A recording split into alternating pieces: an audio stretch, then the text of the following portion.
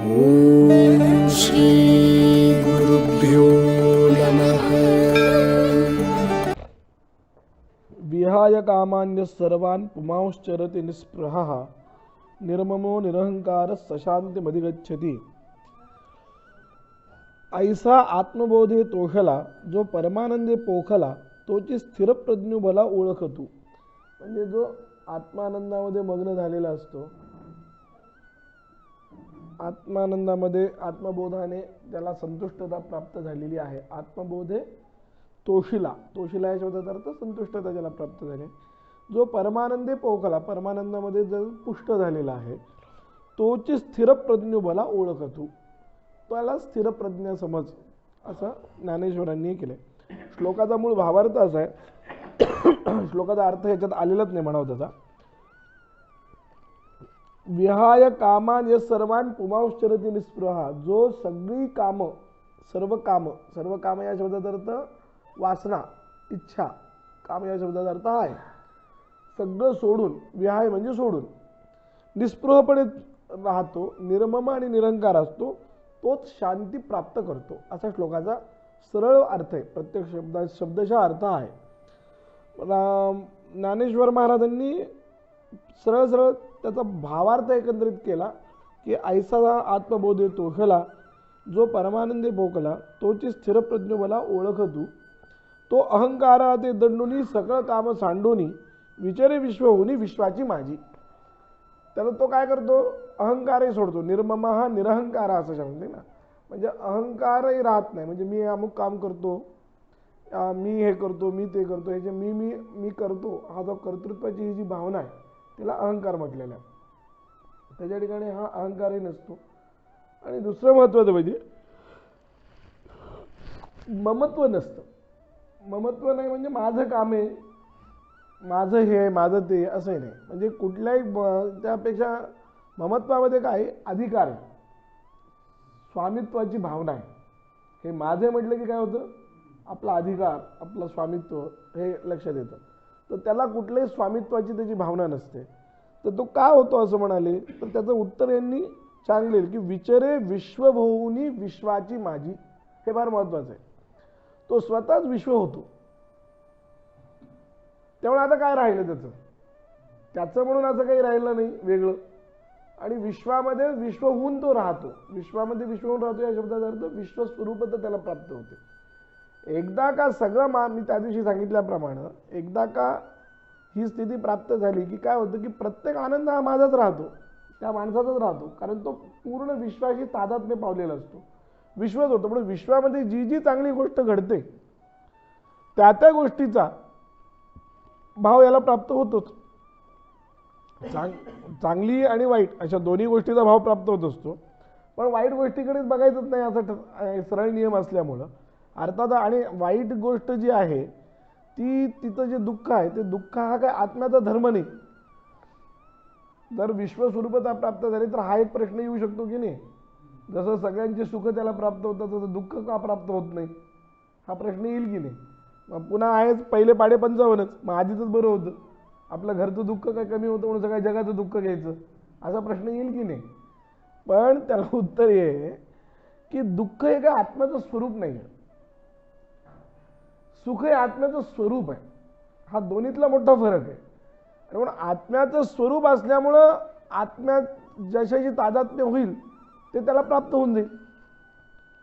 दुःख हे काय आत्म्याचं स्वरूप नाही, म्हणून कुठल्याही आत्म्याशी तो तादात्म्य पावला तरी त्याचं दुःख यायला येणार नाही. त्या दुःख अंतःकरणाचा धर्म झाला. त्यामुळं कुठल्याही गोष्टीचं दुःख त्याला प्राप्त होत नाही. म्हणून त्यांनी सांगितलं की विश्चरे विश्व होऊनी विश्वाची माझी. तो स्वतःच विश्व होतो. विश्वाची स्थिती ती झाल्यामुळं, विश्व सगळं एकच रूप त्याला प्राप्त झाल्यामुळं इदम सर्वं खल्विदम ब्रह्म अहम ब्रह्मास्मी, मी ब्रह्म आहे, नंतर हे सगळं विश्वच ब्रह्म आहे अशी त्याची भावना तयार झाल्यामुळं, विश्वस्वरूपता प्राप्त झाल्यामुळं त्याला मिळवायचं काय आणि काय सोडायचं काय असा प्रश्न राहतो. जसं ते रामतीर्थांची एक कविता आहे, स्वामी रामतीर्थांची एक हिंदी कविता आहे, अपने मजे के खातिर गुल छोड़ दिए जब सारे जहां के गुल मेरे ही हो गए तब. म्हणजे गुल म्हणजे गुलाब, की ज्यावेळेस झाडाकडे पाहिलं माझी गुलाब म्हणून मी ज्यावेळेस विचार करतो तेव्हा एक मर्यादा येते. माझ्यापुरतंच होतं ते, एका कुंडीतलीच गुलाब माझे होतात. पण ज्यावेळेस मी माझं म्हणून सोडून देतो त्यावेळेस काय होईल, सगळ्या विश्वातले गुल मेरेही हो गए येतं, सगळ्या विश्वातले गुलाब माझे होतात. तसं मी आणि माझं ही दोन भावना जी आहे, ही भावना माणसाला लहान करणारी आहे. ही भावनाच वाढवली की हे सगळंच ब्रह्म आहे, मीच आहे सगळं, हे ब्रह्मही नाही, मीच आहे. हे सगळं काय जे आहे, हे संपूर्ण याच्या यावत दिसणारं जे जगत आहे ते माझं स्वरूप आहे, मीच आहे आणि मीच त्या स्वरूपात आहे. हे ज्यावेळेस मला कळेल तर अर्थातच मला त्याच्यापासून सुखच प्राप्त होणार, जगातली सगळी स्थिती मला प्राप्त होईल. म्हणून म्हणाले तो अहंकारा ते दंडुनी, अहंकाराला तो दंड देतो. अहंकाराला दंड देतो म्हणजे मी ही जी संकुचित भावना आहे तिला दंड देतो. सकळ कामू सांडुनी, सगळ्या इच्छा आशा आकांक्षा ज्या एका मर्यादित असतात त्या सगळ्या सोडून देऊन विचरे विश्व होऊनी विश्वाची माझी, विश्व होऊनच तो विश्वामध्ये विचरण करतो. म्हणजे असा जो असेल तो स्थिर प्रज्ञ समजावा, हा त्याचा अर्थ आहे. ते सांगितले एहा ब्राह्मी स्थिती पार्थ नैनाम प्राप्त विमुह्यती स्थित्वास्याम अंतकालेपी ब्रह्मनिर्वाण मृच्छती. तर ही जी अशी अवस्था आहे, विचरे विश्वहोनी विश्वाची माझी, ही जे म्हटलं आहे विश्वस्वरूपता, संपूर्ण विश्वाची तादात्म्य अभेद भावना, ही ज्यावेळेस त्या माणसाला होते त्या स्थितीला म्हटले ब्राह्मी स्थिती. एषा ब्राह्मी स्थिती पार्थ, ही ब्राह्मी स्थिती आहे म्हणजे ब्रह्मरूपता आहे. कारण मूळ ब्रह्म, जीव हा ब्रह्म का होतो, कारण तो मुळात आहे म्हणून. कधी एक लक्षात ठेवा, जे तुमचं मूळ स्वरूप नाही आहे ते कधीच तुम्ही होऊ शकत नाही. रूप बदलता येतं, स्वरूप बदलता येत नाही. वरचे नाटकं किती करता येतात, रूप बदलता येतं म्हणजे नट जे असतात ते रूप बदलतात, स्वरूप बदलता येतं का? स्वरूप जे आहे ते तुमचं मूळ स्वभाव असतो, तो नाही तुम्हाला बदलता येत स्वरूप तुमचं. त्यामुळे स्वरूप स्थिती ही जी आहे ती आढळ आहे. म्हणून जीव ब्रह्म का होतो याचं उत्तर आहे की जर जीव ब्रह्मापेक्षा जर अत्यंत भिन्न असला असता तर तो ब्रह्म झाला नसता. का झाला नसता? कारण त्याचं स्वरूप नाही. ते दुधामध्ये साखर का मिसळते? सामान्यपणे बघा, मीठ मिसळतं का? कारण मीठ आणि दुधाचं स्वरूप एक नाही आहे. पण साखर मिसळते का? मीठ आणि दुधाचे माधुर्य हे स्वरूप एक आहे दोघांचं. दूधही मधुर आहे, दुधातही मधुरता गुण आहे आणि साखरेतही माधुर्य आहे, म्हणून ते दोघं एकमेकाशी मिसळतात. मीठ भिन्न. म्हणजे नियम काय झाला की नियम हा झाला की जो ज्या स्वरूपाचा आहे तोच त्या स्वरूपाशी एकरूप होईल, अन्य होणार नाही. दुसरी कुठली बाहेरची वस्तू दुसऱ्या वस्तूला विजोड दिसतं की नाही? वस्तुतः असं आहे की त्यातही अजून एक सांगतो की दोन वेगळे, म्हणजे एक नळ आहे तर ते सरळ किती ती छडी किती लांब असली तरी ती एक वाक्यता दिसते, पण ती तोडून जर जोडली तर जोड दिसतो की नाही, म्हणजे विरूपता येते की नाही? ब्रह्म आणि जीव हे काही एक नळीसारखं आहे.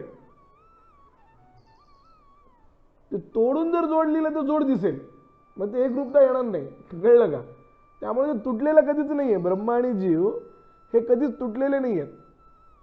दोन वेगळे द्रव्य एकत्र जोडल्या गेले, दोन वेगळे, मी नळाचंच उदाहरण मी उद्भवून देतोय की नळ म्हणजे एकाच छडीचे, एक चांगली छडी आणली तुम्ही, बांधकामाच्या वेळेस तुम्हाला अनुभव येईल, ते आता तोडलं तुम्ही आणि पुन्हा एक करायला गेलात तर तुम्हाला तिथं बाहेरून जोड द्यावा लागतो. ही झाली विरूपता. का? कारण त्याचं एक रूपता तुम्ही तोडली. म्हणजे एकच पदार्थ ज्यावेळेस तुटल्या जाईल, खंडित होईल, तर त्याची एकरूपता जर भंग पावली तर ती पुन्हा एकरूपता होत नाही. मग जीव आणि ब्रह्माचं काय स्थिती आहे बघा. जीव आणि ब्रह्म हे यांची कधीच एकरूपता खंडित झाली नाही, म्हणून जीव आणि ब्रह्म एक होतं, हे लक्षात ठेवा.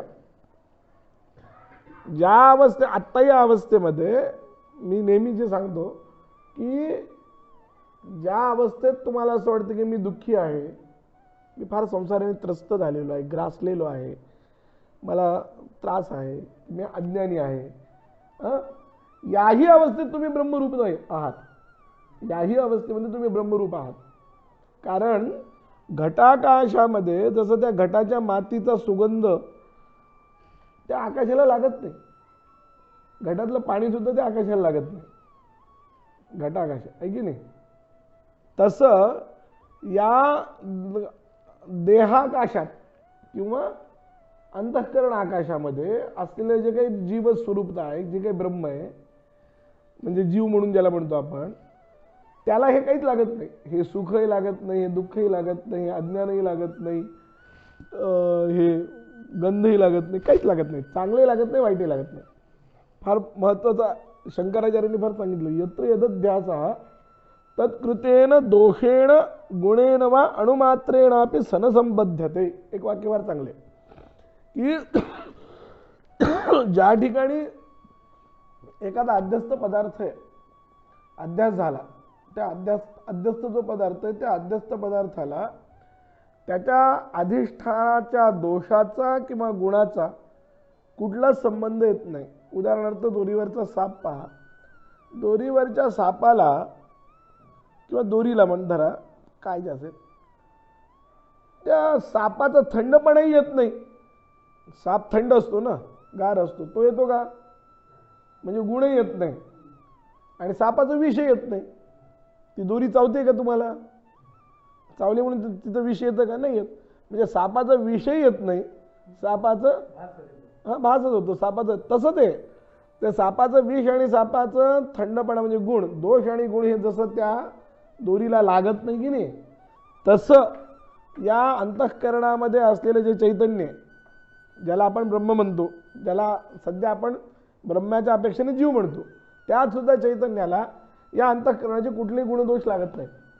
अंतःकरणाचा चांगुलपणाही लागत नाही आणि अंतःकरणाचा वाईटपणाही लागत नाही. म्हणजे तसं तर पाहिलं, कितीही खडूस माणूस असू द्या आणि कितीही सज्जन माणूस असू द्या, काय दोघांचं ब्रह्म सारखंच आहे, हे लक्षात ठेवा. म्हणून याचं चैतन्य फार खडूस झालं आणि त्याचं चैतन्य हे झालं चांगलं, किंवा जसं रामदास स्वामींनी म्हटलं की ब्राह्मणाचं ब्रह्म म्हणजे ते सोहळ्यातलं आणि इतराचं म्हणजे ओवळ्यातलं, असं होतं. असं होत नाही का, ते सोहळंही लागत नाही, ओवळही लागत नाही त्याला, काय तसं ह्याचा खडूसपणाही त्याला लागत नाही, याचा वाईटपणाही लागत नाही. म्हणजे कुठल्याच गुणदोषांशी संबंध त्या जीवात्म्याचा नसतो आणि म्हणून जीव हा मूळच ब्रह्मस्वरूप आहे, तो तुटलेलाच नाही आहे. थोडा जरी तुटला असता, मी मगाशी म्हणल्याप्रमाणे त्या नळाचं उदाहरण पहा की थोडा जरी तुटला असता तरी विरूपता आली असती. थोडा जरी तुटला असता, तो तुटलेलाच नाही आहे. घटाकाश हे महाआकाशापासून जसं तुटलेलं नसतं, वेगळं जरी दिसत असलं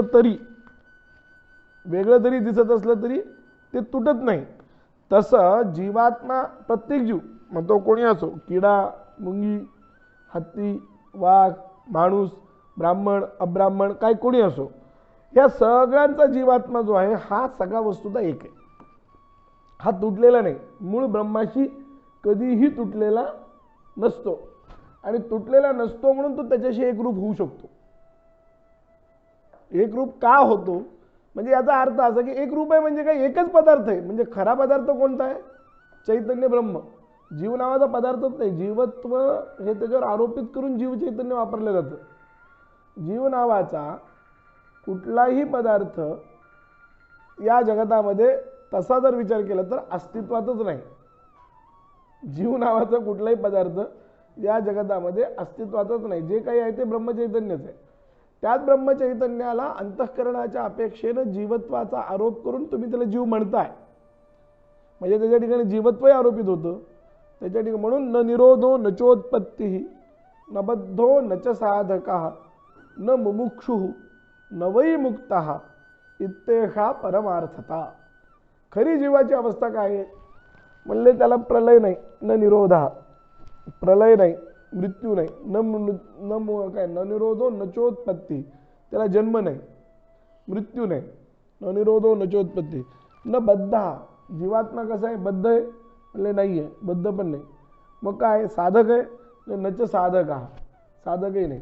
न मुक्त हा, मुक्त पण नाही, बद्धही नाही, मुक्तही नाही, जन्मतही नाही, मरतही नाही, साधकही नाही, सिद्धही नाही. न निरोधो न चोत्पत्ती न बद्धो न च साधक न मुमुक्षु, मुमुक्षु पण नाही तो, न वै मुक्त इत्येषा परमार्थता. ही खरी परमार्थाची स्थिती आहे. म्हणजे जीवात्मा किंवा ब्रह्मचैतन्य जे आहे हे वस्तुतः नित्य शुद्ध बुद्ध मुक्त स्वभाव आहे. नित्य नेहमीच ही स्थिती त्याची. नित्य या शब्दाने सगळ्यात अभिप्रेत आहे. नित्य आहे, शुद्ध आहे, म्हणजे जडत्व त्याच्या ठिकाणी नाही. किंवा संसारात असलेलं जे काही मल आहे, त्रिगुणांचा जो मळ आहे संसारामध्ये, सत्व रज तम यांच्यापासून निर्माण, यांच्या एकमेकाच्या भेसळीनं झालेलं जे काही मळ निर्माण झाला आहे, तो मळही त्या जीवात्म्याच्या ठिकाणी नाही, म्हणून तो शुद्ध आहे. नित्य या शब्दाचा अर्थ तो मरत नाही आणि काय जिवंतही होत नाही, म्हणजे जन्मतही नाही. जन्म नाही, मरण नाही या अपेक्षेनं तो नित्य आहे. त्यामुळं तो नित्य आहे. संसारातल्या कुठल्याही त्रिगुणांच्या परस्पर मिळण्यानं उत्पन्न होणारं जे काही सत्व रज तमो गुणात्मक जे मळ आहे, तो मळ त्याला कुठेही किंचितही लागत नाही, म्हणून तो शुद्ध आहे. जड नाही आहे, ज्ञानस्वरूप आहे, म्हणून तो बुद्ध आहे. आणि बद्ध नाही म्हणून मुक्त आहे. नित्य शुद्ध बुद्ध मुक्त हे त्याचं मूळ स्वरूप असल्यामुळं ब्रह्मज्ञान झाल्यानंतर सुद्धा तो त्या स्थितीत जातो, एवढंच. म्हणजे मूळ स्वरूपात तसं होतं. विरूपता त्याची कधीच, म्हणजे हे त्याचं मूळ स्वरूप कुठल्याही अवस्थेमध्ये कधीही, अगदी म्हणजे नरकात जाऊन पडला माणूस तरी भंग पावत नाही. कळलं का? एखादा जीवात्मा नरकात गेला तरी त्या जीवात्म्याचं नित्यशुद्ध बुद्ध मुक्तत्व काही भंग पावत नाही. त्याच्या त्या उपाधींच्या दोषामुळे त्याच्यावर दोष आरोपित होतात, हा भाग वेगळा. जसं ते प्रतिबिंबाच्या बाबतीमध्ये आहे की अत्यंत पाणी गढूळ असेल, त्याच्यात पडलेलं प्रतिबिंब गढूळ दिसणार. तो काय बिंबाचा किंवा त्या प्रतिबिंबाचा दोष नाही, दोष त्या पाण्याचा आहे. जे पाणी ग्रहण करणारे, प्रतिबिंब ग्रहण करणारे जे पाणी आहे, त्या पाण्याचा दोष येतो. अत्यंत स्वच्छ पाणी, तिथं प्रतिबिंब स्वच्छ दिसणार. अत्यंत गढूळ पाणी, तिथं प्रतिबिंब गढूळ दिसणार. तसं एखादा पुण्यात्मा आहे, तो स्वर्गात जाईल. म्हणून याची नित्यशुद्ध बुद्धता वाढली असं होणार नाही. एखादा अत्यंत महापापी आहे, नरकात गेला, तर तो त्याची नित्यशुद्ध बुद्धता कमी झाली असं नाही, समान स्थिती आहे. फक्त हा सगळा जो भेद आहे, हा सगळा उपाधिकृत भेद आहे. उपाधीच्या दोषामुळं, म्हणजे उपाधी शब्दाचा अर्थच तो आहे, जो आपले गुण दुसऱ्यावर लादतो त्याला म्हणतात उपाधी. अंतःकरणाचे सुख दुःख, शरीराचे सुख दुःख, बुद्धीचे सुख दुःख जे काही विचार आहेत, किंवा शरीराची क्रिया कर्तृत्व, चेष्टा वगैरे, शरीर इंद्रियाच्या ठिकाणी चेष्टा आहे, क्रिया वगैरे कर्म आहे. अंतःकरणाच्या ठिकाणी सुख दुःख आहे, बुद्धीच्या ठिकाणी निश्चयात्मकता आहे. हे सगळ्याच्या सगळ्याचा आरोप आपण कोणावर करतो? आत्म्यावर करतो. मी बहिरा आहे असं म्हणतो आपण, किंवा तो मनुष्य बहिरा आहे. बहिरा माणूस असतो का कान असतं? कान असतो. पण तुम्ही कानाचा बहिरेपणा कोणावर लादला? त्या आत्म्यावर लादला. स्थूल आहे, जाड आहे, हडकुळ आहे, हे धर्म कोणाचे आहेत? शरीराचे आहेत ना. हे कोणावर आरोपित केले? किंवा हा म्हातारा आहे, हा तरुण आहे, हे धर्म कोणाचे आहेत? शरीराचे. कारण जाड काय, वृद्धत्व, काय तारुण्य, वृद्धत्व आणि बालत्व, हे जे धर्म आहेत, हे सगळे धर्म शरीराचे. या सगळ्या अवस्था, युवा अवस्था वगैरे, आत्म्यात काही फरक पडत नाही, हे सगळे शरीराचे धर्म आहेत. पण हे आपण आत्म्यावर आरोपित करतो, आत्म्यावर आरोपित करतो. स्थूलोहम, कृशोहम, अंधोहम, मी आंधळा म्हणतो. डोळा आंधळा असतो, पण माणूस स्वतःला आंधळा म्हणतो, म्हणजे आत्म्याला आंधळा म्हणतो. म्हणजे शरीर, इंद्रिय, मन आणि बुद्धी या चौघांनी केल्या जाणारे, संसारामध्ये या चौघांना कार्य होतं.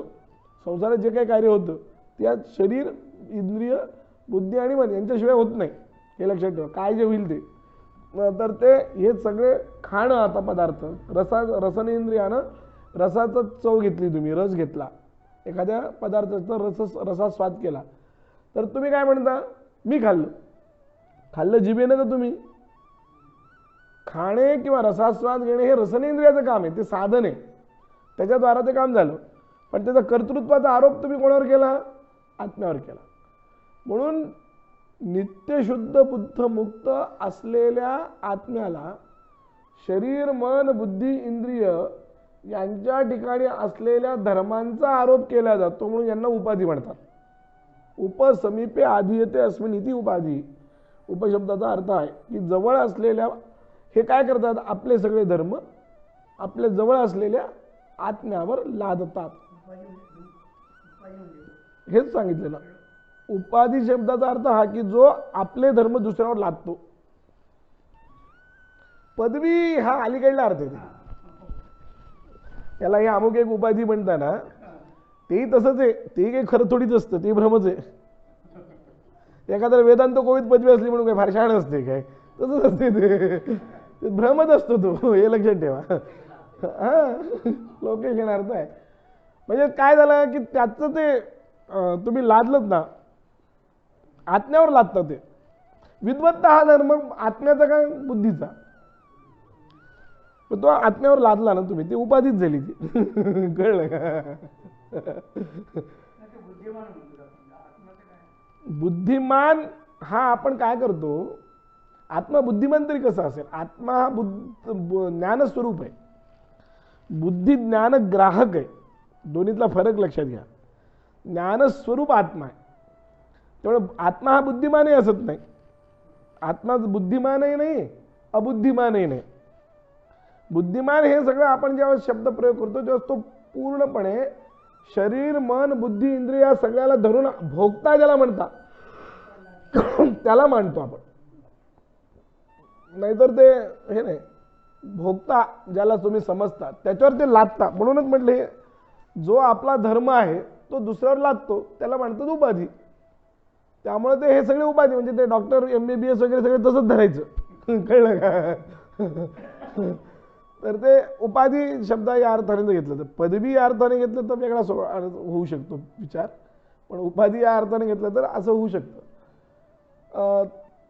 तर सांगण्याचं तात्पर्य असं की आत्ता जे सांगितलं, विचरे विश्व होनी विश्वा माझी ही मागची उभी, की जो विश्वस्वरूप होतो म्हणजे का, तर मुळात तो विश्वस्वरूप आहे. ही स्थिती ज्यावेळेस त्याला प्राप्त होते त्या स्थितीला म्हणतात एका ब्राह्मी स्थिती पार्थ. ही स्थिती काय आहे, ब्राह्मी स्थिती आहे, म्हणजे ब्रह्मप्राप्ती आहे.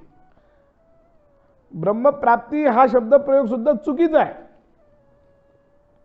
ही स्थिती प्राप्त होते हा शब्द प्रयोग सुद्धा चुकीचा आहे. तो कसा आहे माहिती आहे का, गाडी औरंगाबादला किंवा नांदेडला गेल्यानंतर आपण नांदेड आलं किंवा औरंगाबाद आलं म्हणतो. हा शब्द जितका चुकीचा आहे तितका चुकीचा हा शब्द प्रयोग आहे की ब्राह्मी स्थिती प्राप्त झाली. वेदांतामध्ये प्राप्त प्राप्तव्य, कारण मगाशी सांगितल्याप्रमाणे आत्तापर्यंत केलेल्या विवेचनानुसार आपण कधीच नित्यशुद्ध बुद्ध नव्हतो असं नाही, आपण कधीच ब्रह्म नव्हतो असं नाही, कधी राहणार नाही असं पण नाही. तरी सुद्धा आपल्याला कसं होतं की ते मामा की ऐनकचा जो धडा जसा आहे, त्याच्या डोक्यावर चष्मा ठेवून ते दिवसभर फिरलं आणि माझा चष्मा कुठे चष्मा कुठे चष्मा कुठे म्हणून फिरकलं, सगळ्यांनी बघितलं, सगळेजण हुडकायला लागले. मग त्यातला एकाला कोणाला तरी संध्याकाळी साक्षात्कार झाला, कारण याच्या डोक्यावरच चष्मा आहे. मग त्या ज्याला साक्षात्कार झाला त्यानं त्याला सांगितलं की तुझ्या डोक्यावरच चष्मा आहे. आणि मग त्याला तसा आनंद झाला की सकाळपासून तो हरवला होता. हरवला होता का, हरवला नव्हता. याला कंठचामीकरण न्याय म्हणतात. कंठचामीकरण न्याय म्हणजे संस्कृतमध्ये वेगळं उदाहरण आहे की गळ्यातच हार होता पण हरवल्याची भावना झाली आणि सगळीकडे फिरलं, तर ते कंठचामीकरण न्याय आहे ना, म्हणजे हरवलेलं नाही, भ्रमच, भ्रम ना. हरवलं नाही पण हरवल्याचा भ्रम. गेलो कुठं, पण हरवलं असं वाटलं, हरवलं नव्हता पण भास झाला. तसंच आहे, आपण जीवाला आपण जीव आहोत असं वाटलं, हा भ्रम आहे. कळलं का? आपण ब्रह्म नाही आहोत असं वाटणं हा भ्रम आहे. आपलं मूळ स्वरूप स्थिती जी आहे ती आपल्याला कळली नाही न, म्हणजे ती न कळणे किंवा ती विसरून जाणे. इथं विसरलंच ना, त्यानं ते डोक्यावर जे ठेवलं ते विसरलंच, कुठे ठेवलं ते लक्षात नाही आलं, विसरलं. आणि त्या भ्रमानं मग मी हरवलं असं समजून घेतलं आणि मग सगळ्या गावावर फिरलो, आहे की नाही. ही जी स्थिती आहे, तसं हे संपूर्ण जीवनभर जे आपण फिरतो ते तसंच आहे की आपली मूळ स्थिती आपल्याला माहिती नाही. पण मूळ स्थिती एका ब्राह्मी स्थितीच आहे. एका म्हणजे त्यावेळेस असं नाही, आधी पण आहे. पण आता कसं झालं की नाही आता सापडला. मग आता काही वेळा आता तुम्हाला सापडलं तर कोणी काय म्हणतं, चला पेढे वाटा म्हणतं की नाही. एखादा मौल्यवान पदार्थ तुमच्या घरातच असला विचारलेला आणि समजा सापडलं तर काय म्हणतात, चला सापडलं त्याला पेढे वाटा म्हणतात की नाही. आता हे आनंद प्राप्त झाला तुम्हाला, आनंदाची ती स्थिती तुम्ही म्हणजे मुळात हरवलंच नव्हतं पण हरवल्यासारखं वाटल्यामुळं भ्रम निर्माण झालं म्हणजे दुःख झालं म्हणून पुन्हा सापडलं. सापडलं म्हणणंही मूर्खपण आहे ना, होतच आहे, गेलं होतं कुठं पण सापडलं म्हणजे पुन्हा आनंद प्राप्त झाला म्हणून त्या सापडल्याचा आनंद झाला म्हणून तुम्ही पेढे वाटता ना. तसं एका ब्राह्मी स्थिती करता, एका ब्राह्मी स्थितीत पार्थ नैनाम प्राप्य विमुह्यते. एकदा ही स्थिती प्राप्त झाली की मग मात्र मनुष्य अजिबात मोहित होत नाही. स्थित्वास्याम अंतकालेपी ब्रह्मनिर्वाणम इच्छती. शेवटच्या काळापर्यंत या स्थितीमध्ये तो थांबून तर तो ब्रह्मनिर्वाणाला प्राप्त होतो किंवा ब्रह्म स्वरूपता होते. ब्रह्मैव सन ब्रह्मापेती. उपनिषद बृहदारण्य. ब्रह्मैव सन ब्रह्मापेती. ब्रह्म असून ब्रह्मच होतो.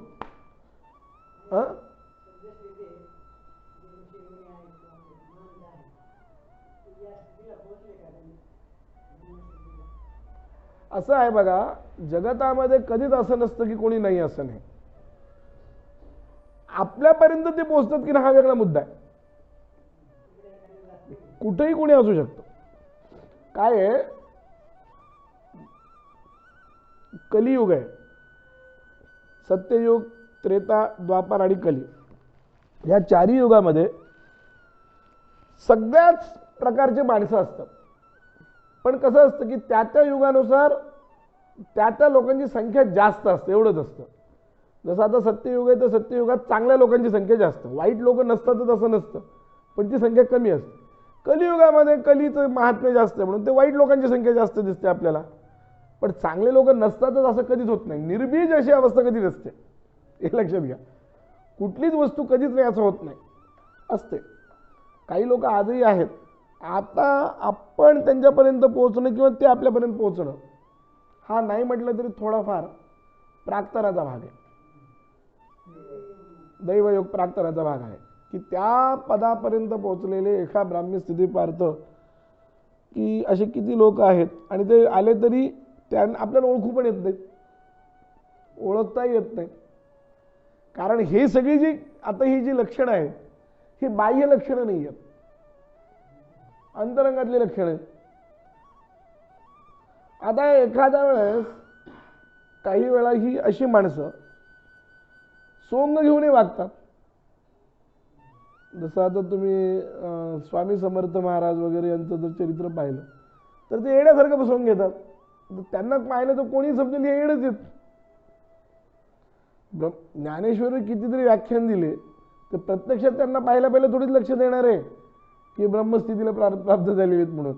येडच वाटतील ना, कधी येण्यासारखं वागतात, असं होतं ते. म्हणून कधी कधी ती लोक आपल्याजवळ फार उपाधी वाढू नये म्हणून कधी कधी आले तरी कळणार नाही. म्हणजे हे सगळं काय म्हणतात त्याला बराच अंशातला प्राक्तनाधीन आहे. तुमचा उद्धार होण्याची स्थिती जर असेल तर ते स्वरूप प्रगट करतात. काही वेळा करत नाही. काही वेळा प्रगट केला जरी तुमचं नशीब चांगलं नसेल तर त्याला काय करता, हा एक तिसरा भाग आहे. त्या दुर्योधनाच्या समोर कृष्णाने एवढं मोठं आपलं विश्वरूप दर्शन दाखवलं. विश्वरूप दर्शन पाहिलेले 4-5 माणसं आहेत, फक्त काय एकटा अर्जुन आहे असं नाही. नाही, बाकीच्यांना नुसतं तेज दिसलं. त्या दरबारामध्ये बसलेल्या नुसतंच काहीतरी असं प्रकाश पडला दिसलं. विश्वरूप फक्त दुर्योधनाला दिसलं. विश्वरूप पाहिलं दुर्योधनानं, विश्वरूप पाहिलं धृतराष्ट्रानं, विश्वरूप पाहिलं यानं धृतराष्ट्रानं पाहिलं म्हणजे त्याला कळलं, त्याला सांगितलं संजयानं, आणि विश्वरूप पाहिलं अर्जुनानं. एवढ्या चौघांनी विश्वरूप पाहिलंय. या चौघांपैकी विश्वरूप दर्शनाचा जो परिणाम व्हायचा तो कोणावर झाला, एकट्या अर्जुनावर झाला. त्या दुर्योधनाला दाखवूनही त्याच्यावर पालथ्या घडावर पाणी झालं.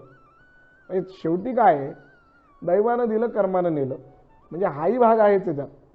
याच्यामध्ये परमार्थामध्ये किंवा सगळीकडेच दैवंचै मात्र पंचमम जो सामान्यपणे आपण अर्थ काढतो, शंकराचार्याने अर्थ वेगळा केलाय, पण सामान्यपणे अधिष्ठान, कर्ता, कर्म, करण आणि दैव या सगळ्या गोष्टी अनुकूल पाहिजेत.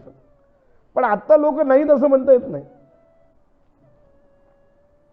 या स्थितीला पोहोचलेले खूप लोक असतात, असतीलही, नाहीच आहेत असं म्हणता येत नाही. काही लोक हिरण्यगर्भाच्या उपासनेपर्यंत पोहोचलेले असतात, असं पण असतं. त्यामुळे ते अर्थात त्यांच्या जवळ गेल्यानंतर कळेल काय ती स्थिती. पण ही ब्राह्मी स्थिती मात्र जी आहे याच्यामध्ये एकदा प्राप्त झालं, एका ब्राह्मी स्थिती पार्थ नैनाम प्राप्य विमुह्यती स्थित्वास्याम अंतकालेपी ब्रह्मनिर्वाणम रिच्छती. तो ब्रह्मनिर्वाणालाच प्राप्त होतो, म्हणजे ब्रह्मैवसन ब्रह्माप्येती. ब्रह्मच येतो, ब्रह्मच होतो, बाकी काहीच नाही. ते सांगितलं हे ब्रह्मस्थिती निस्सीम जे अनुभविता निष्काम पातले परब्रह्म अनायासे.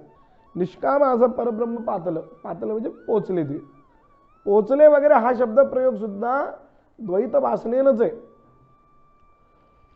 मूळ वासनेनं नाही, हे लक्षात घ्यायचं.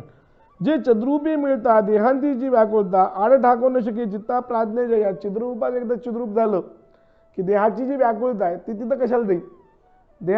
सगळं दुःख देहापर्यंतच आहे, मनापर्यंतच आहे, त्याच्या पुढे नाही आहे. चिद्रूपाला काही दुःख नाही, त्यामुळे ते तिथं प्राप्त होणार नाही. त्याची स्थिती स्वमुखी श्रीपती सांगत अर्जुनाप्रती संजयो म्हणे.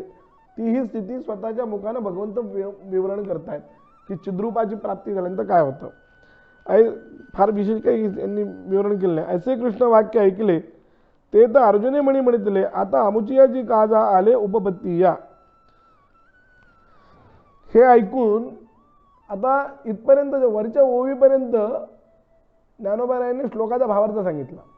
इथून पुढल्या ज्या ओव्या आहेत ऐसे कृष्ण वाढले, इथून पुढल्या ओव्या ह्या पुढल्या अध्यायाची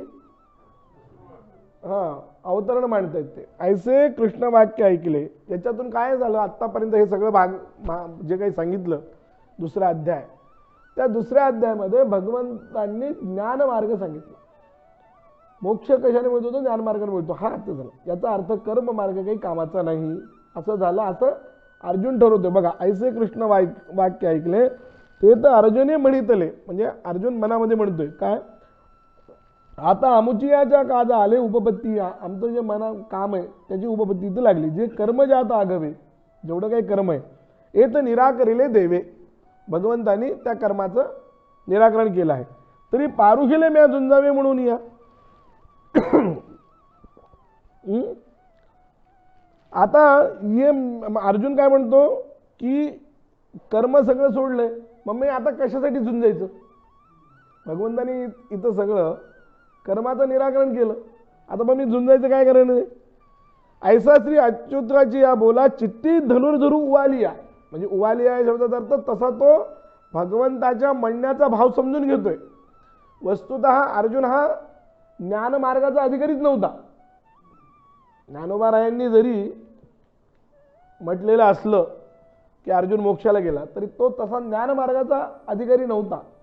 ज्ञानमार्गाचा तो अधिकारी जर असला असता तर भगवंतानी त्याला तेव्हा सांगितलं असतं सोड तूच. तो ज्ञानमार्गाचा नव्हता, तो कर्ममार्गाचाच होता. म्हणून तर त्याला सारखं नियतं गुरु कर्मत्वम हेच सांगितलंय. म्हणून तो मनात असा अर्थ करतोय की श्री अच्युता जे बोला चित्ती धनुधुरू वालिया. आता प्रभू करील भला आशंकोनी या. आता मी प्रश्न करतो, तो म्हणून प्रश्न विचारणार आहे पुढं. तिसऱ्या अध्यायाची सुरुवात जायसी चेत कर्मण असते मता बुद्धी जनार्दन तत्किन कर्मणी घोरेवा नियोजयसी केशव अशी आहे. तो प्रसंग असे नागरू जो सकळ धर्माचा करू की विवेकामृत सागरू प्रांतहीनू जो आपण सर्वज्ञ नातू निर्मिता होईलशी जाणून तो ते ज्ञानदेव सांगेल मातू निवृत्ती दासू. तो जो प्रसंग आहे तो मी पुढल्या अध्यायात सांगेन असा या सगळ्या ओव्याचा अर्थ आहे. म्हणजे या एका ब्राह्मी स्थितीपर्यंत म्हणजे जसं ह्याचं प्रकरण सुरू झालं स्थितप्रज्ञाचं. स्थितप्रज्ञ काय असतो, जीवनमुक्त आणि पूर्ण अवस्था, त्याचं वर्णन इथपर्यंत केलं. याच्यावरून अर्जुनाच्या मनात असं आलेलं आहे की आता ज्ञानमार्गच मुख्य आहे आणि मग आपण कर्म करायचंच नाही तर मग मी कशाला युद्ध करू असं त्याच्या मनात आलंय. त्यासाठी तो पुढल्या अध्यायात प्रश्न विचारणार आहे. अवधूत चिंतन श्री गुरुदेव